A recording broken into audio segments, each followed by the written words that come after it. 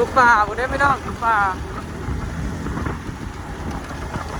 ก่อนเอาเป็นตัดพื้นนั่นแหละแก่แล้วกู้อ่ะล่ะตอนนี้นะซิมอนมาใส่ไปน้ำมันเอาสีเนาะเราสีบอกไปช่วยหมดจนเราไปแล้วจนเราสิไปแล้วจังบอกก็เลยได้ออกช่วยเมย์แล้วออกมาหน้ายากลูกแล้วเวียกก็เลยตามไปทุกคนหัวกระลุดหัวโอ้ยหมวกกระลุดโคตรหมวกบ้านี่โอ้ยตายตายหมวกกับหมวกลุดไปสบายดีเด้อพี่น้องสิเป็นคนใหม่อยู่บอนนั้นนั่นละเนาะบอนพอเราชี้ตัดใหม่รักหัวละไม่ตัวมันเลื้อเป็นท่อนดิเพิ่นว่าจะไม่เห็นเสาคอกหมูบ่หรือยังนี่แหละโอ้ยก็เลยจะไปซอยเพิ่นจริงๆนะเพิ่นบอกเพิ่นหาบอยตั้งแต่ลายมือแล้วล่ะแต่เพิ่นน่ะบ่ฮู้ว่าสิไปมือใดกันแท้แล้วบัดนี้เพิ่นไปมือนี้แล้วเพิ่นหากระบอกเศร้าสวยนี่พี่น้องบอยก็เลยได้ไปน้ำหลังซอยเพิ่นก่อนโอ้ว่าตัดแล้วหรือบอก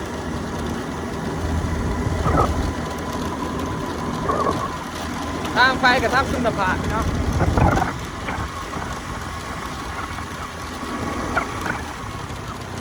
ซิมอนบัดไส้ไปซอยแล้วล่ะย่อเสาพี่น้องโมเมนต์ย่อรักหัวเดี๋ยวกันย่อรักหัวถึงคนร้ายคนก็ได้อันนี้ย่อเสาไม่นัก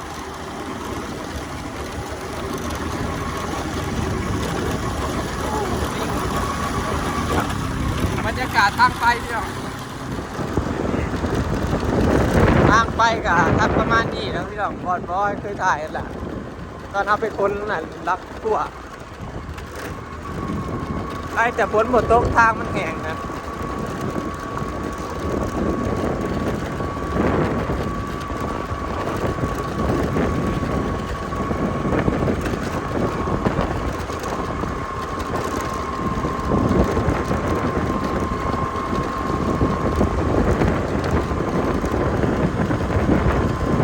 มีไพ่เนี่ยไป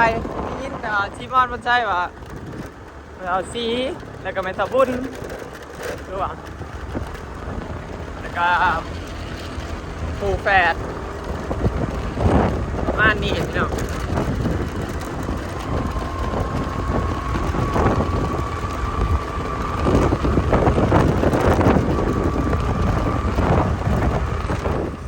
มาหอดแล้วพี่น้อง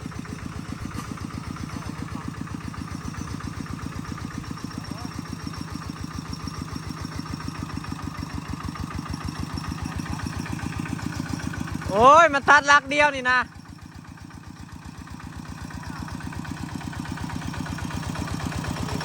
ตัดลักเดียวนี่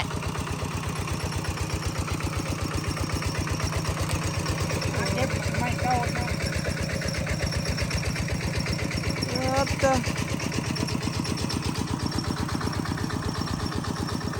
ไป2 คันเมื่อป้าได้ใช่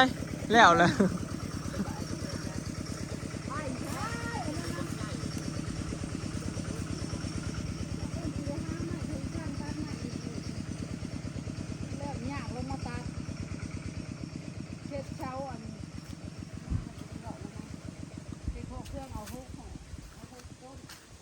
ตัดเสาเอ็ดขอบเพื่อง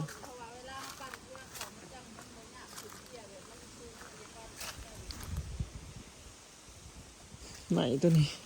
อันนี้ใหม่ลงเตาอ๋ออันนี้เสามัน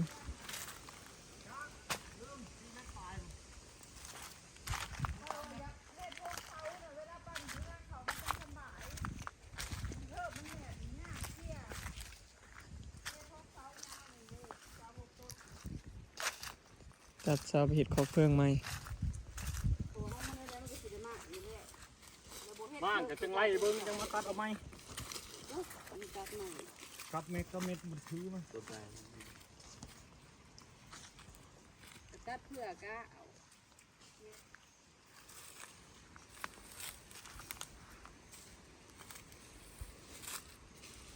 ได้ยุ่นนะตอนคืน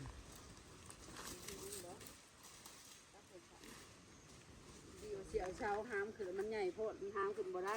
ได้ที่คืนเช้าบนต้นบ่ใหญ่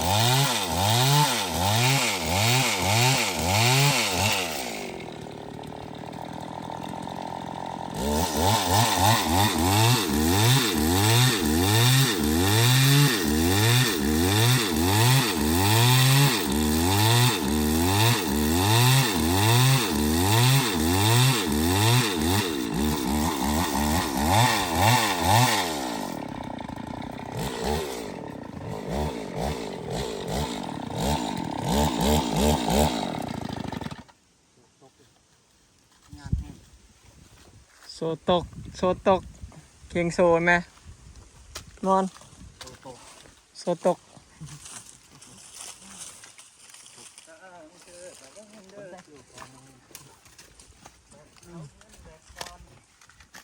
ไปเสี่ยงไว้บ่ ไม่ตัวนั้นได้จะไปถามต้นโคโลอยู่นะ บ่มีแนวเฮ็ดแต่น้ำใหญ่โพด มันมีแนวเห็ด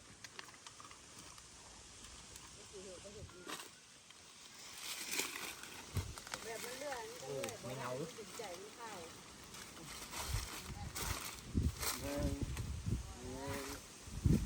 ห้อยคอยไม่ได้สิขึ้นหอดแห้งๆแต่ว่าตะบุญเพิ่นบอกให้คอย ค่อยๆมันจีคืนกระปก ให้ตะบุญบอกยวบค่อยๆเราอะเห็นมันนิ่มๆนวลๆเรา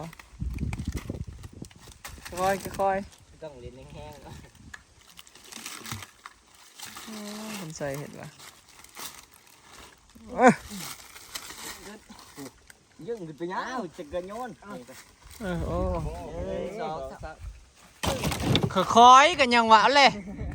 ถ้าบุญบอกค่อยๆบ่นี่มีแต่เห็ดแห้ง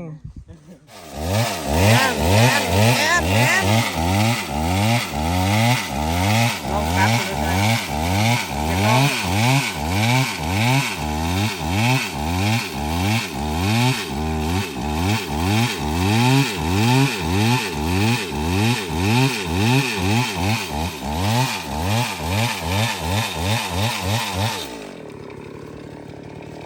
ได้บักไส้ลองตัดมึงนะ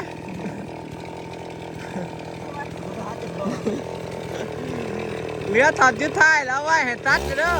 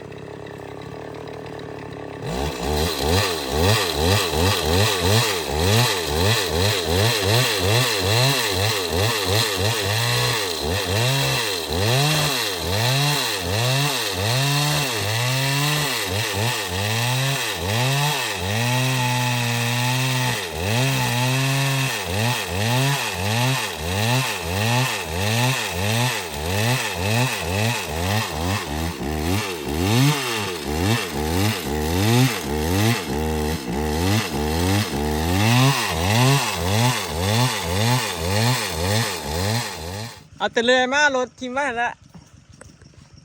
โอ้ยโอ้คือเนาะ สตาร์ท ย่อจักกันยังบ่ขึ้น ย่อจักพี่สื่อกับพ่อแห้งเลยวิสตาร์ทลองมึงดูใช่ลองไม่ติ้วสำแขนหนึ่งดู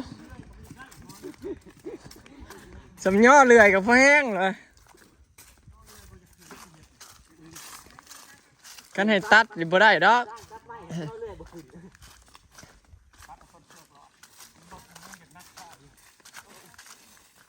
ผูกไม้เสียหัวอันผิดแล้ว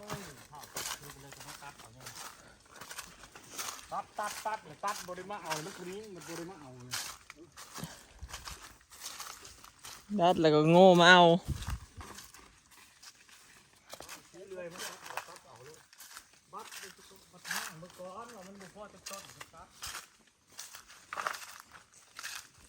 ไอ้ปวกบอกว่าเนาะ ได้เฮ็ดเจาะทาง4ดอก เอาเก้าต้นเฮ็ดบนไม่ไฟ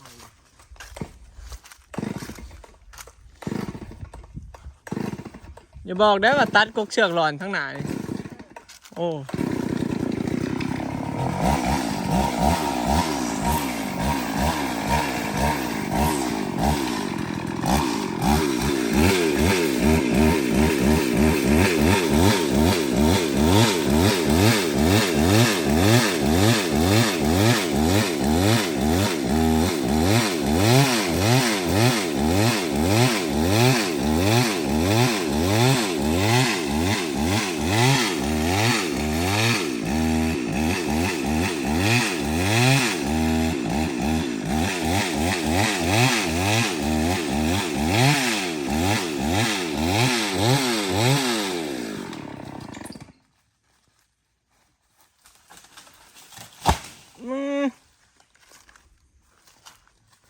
เป็นงั้นก็เป็นลักหัวโอ้จักมีอาการแล้วเว้ย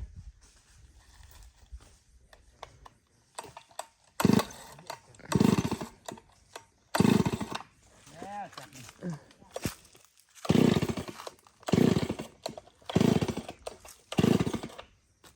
ีอาการไวแท้ เสร็จสีมองเท่ง ตัดใหม่กูแล้วย้อนบ่เว้ย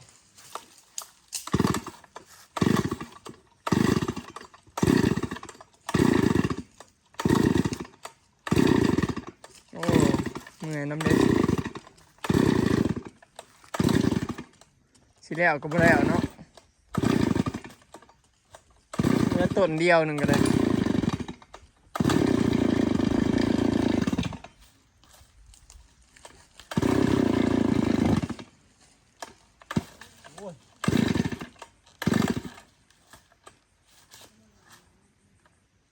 หมดนอกไปแล้วพี่น้องไปแล้วสับมีเห็ดปวกตาบเนาะนอนไป3 ดอก ยิ่งขันมอด มันเปลี่ยนระบบไปแล้ว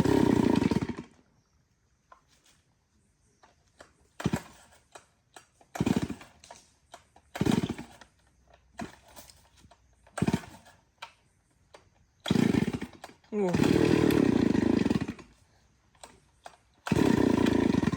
ห่วย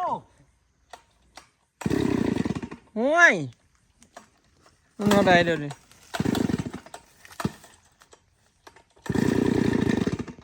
โบตัดอยู่ดีๆกันออก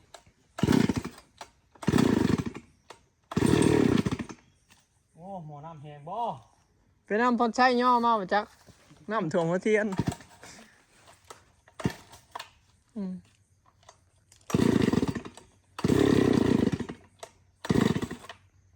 โอ้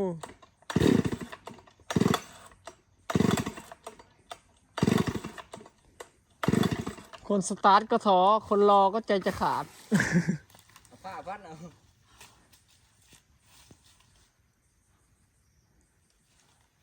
นอก ยังก็เป็นอันนี้ นี่ ทางของเพิ่นกินบ่คงปาน โอ้เรือ เบิ่งพี่น้อง คนเฮือนเบิ่งกิน สุดท้ายได้ใช้ผ้าตัด สบายดีพี่น้อง เบิ่งไว้เด้ออันนี้นะเจ้าของหน้าเด้อพี่น้อง บัดบ่แม่นเจ้าของหน้าน่ะมาเอาต้นดีๆบัดเจ้าของหน้าน่ะเอาไม้หลอด ต้นได้หรอก แพงไว้น้องคำกับน้องเมย์เนาะ แพงว่าให้โจรสิอีหน้าอีเมนั่นก็เกลี้ยงตับ ต้นไตร้อนหัวเจ้าห้าต้นไตร้อน เสียดาย ต้นงามๆมันเสียดาย ซุมเฮาเสียผ้ากันเสียดายไหมพี่น้องอยู่ใส่กันมันจะพากันเสียดายไหม บ่ถึงเลขเขานั่งถึงเลขตัดเมื่อเฮ็ดเพื่อนไม่อยู่ ซำนี้ก็บ่มีบอลซำนี้มันบอลอยู่ร้ายผู้แห้งนะ หาหมกอยู่กับบ่มีบ่ โย่ไปคำในสินอนหันเนาะ โอ้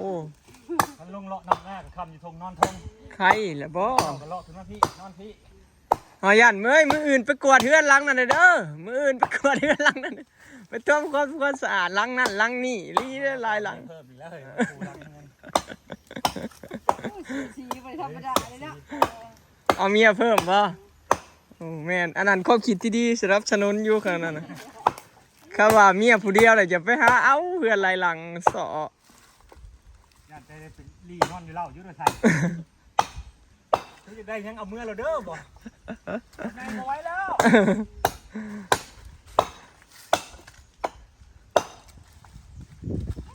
พันแห้งมั่วกูเป็นยังไงกูหึ้นเมียกูผู้ใหญ่มายืนเบิ่ง กล้ามบักใหญ่เหรอขั้นอยากหูแพงเมียบ่แพงเมียเบิ่งหุ่นก็หูพี่น้อง โอ้ยแกนบ่มีทำเท่านี้ พอแล้วเนาะเดี๋ยวสิคนอันนี้เมื่อแล้วก็สิกลับเนาะไป ได้รักหัวซ้อม หามเฮาหามตัดไม่ร้อนใช่พี่น้องเพื่อพระเถาไปเฮ็ดเวียก มันคือแต่ตะลังพี่น้องเอ้ย ทางเอาขาได้นี่ลองหันลองกิ้ว โอ้กิวกับกิวโต้นแท้ ฮะเอาบ่ได้ กิวโต้นวะมันก็นั่นขาดแล้วเนาะ มันผุเลยเด้นี่ ผู้ก็ตัดแล้วตัดมองมันผู้นั่นแหละมันจะกัดง่ายนี่ตัดงาตัวนี้ออกนี่แต่งจักมาตัดเอาไหม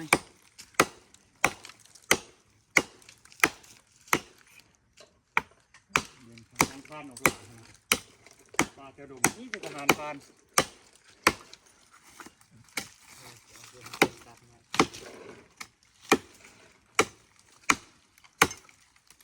ไม่ร้อนใครแน่แต่พันมันทนไง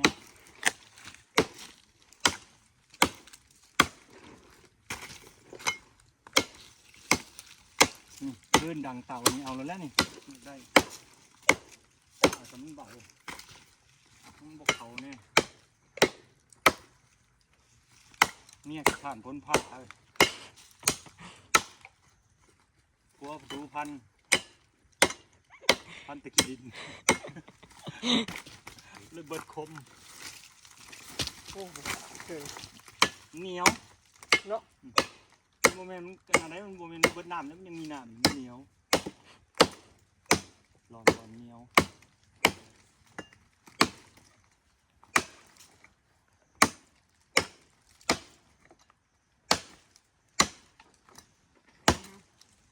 โอ้ยมีน้อยเดียวก็บ่ขาดมันจะโคตรเลย ตัดว่าตัดได้ตัดได้ตัดไม่ได้เอาขึ้นเลยโอ้มอนี่ยาวเลยเนาะมอนี่ยาวจะได้เอาเขาถอดเขากางถอดมอนอันนั้นออกเอาเลยลืมว่ามีพี่น้องยืนเบิ้งมาบังพี่น้อง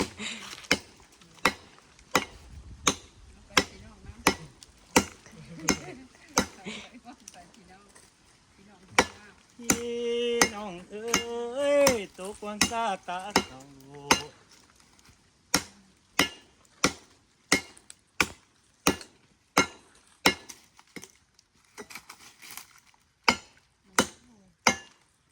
เรียนอะไรนะครับแข่งกันเท่าไรผ้าดวงง่ายนะผมมันมา โอ้ยมันแข็งขนาดเนาะเชียงนะปิ้งปิ้ง พันใจเย็นใจฮ้อนจนปากงาบค่อยๆครับค่อยๆไม่ต้องบุญบอก เป็นแห้งเลยบอกมันจะขาดไว้ ก็เงาดีเนาะ 3 เมตรไป4 เมตรไปจักต้น นี่นัดนี่นะ เห็นว่ามันหลอนๆดอกๆนี่นะแข็งทิ่มหายพี่น้อง นี่มันบักคำเด้อเห็นว่าร้อนๆมันไม่เป็นไปพังแล้วปวกจะกินเงามันนะ แม่น ไอ้เฮ็ดให้ซ้ำหนึ่งพังดิ่งเลย ถ้าเราปอกเปลือกออกนะไข่อยู่ดอกมันบ่กินถ้าเราพังเบิดต้นน่ะเช็ดบ่ได้เอาลอกเปลือกนะคลิปนี้ก็สิขอเก็บภาพบรรยากาศซำนี้เด้อนะพี่น้องไปแล้วสบายดี สบายดี เอาแต่ท่อนนี่แหละแล้วก็มือ